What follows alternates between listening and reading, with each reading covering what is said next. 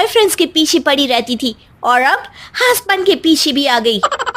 मोहिनी की बातें सुन सास तो अपना सिर पकड़ लेती है, लेकिन निखिल किसी न किसी तरह उसे पूजा के लिए कन्विंस करके कपड़े चेंज करने के लिए भेज देता है, जिस पर पूजा खत्म होने के बाद वो एक बार फिर अपनी शॉर्ट ड्रेस में आ जाती है।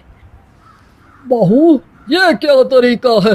संस्कार नाम की कोई चीज है या नहीं?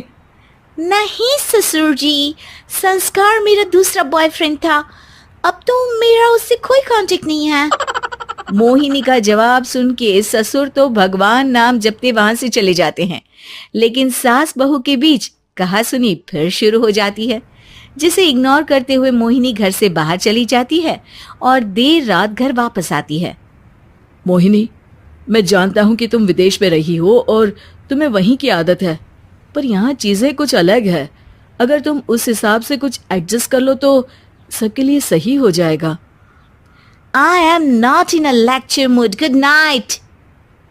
अगली सुबह मोहिनी देर से उठकर एक बार फिर उसी तरह सबके सामने आती है, जिस पर उसकी सास कुछ बोले उससे पहले ही मोहिनी की दोस्त मोनिका और रेचल वहां आ जाती हैं।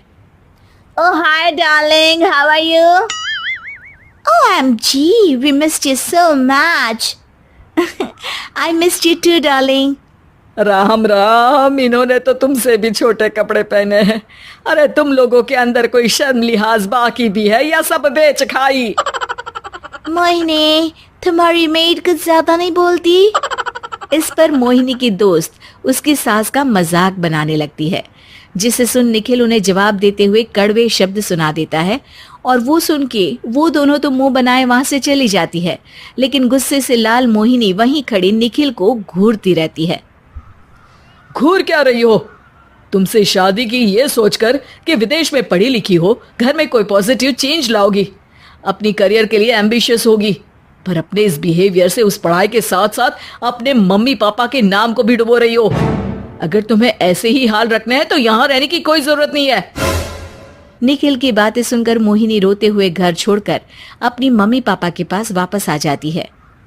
ससुराल में सब कुछ ठीक तो है?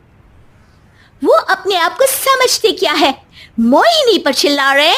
मैं क्यों उसके इशारों पर चलूं? मैं अपनी लाइफ अपने तरीके से जीना चाहती हूँ और वो ना आप लोगों को मंजूर था और ना ही उन्हें है।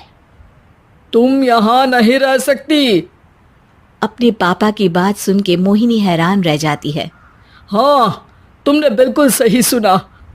अगर तुम्हें अपने इस घमंड, बेशर्मी और बदतमीजी में ही जीना है तो तुम यहाँ भी नहीं रह सकती।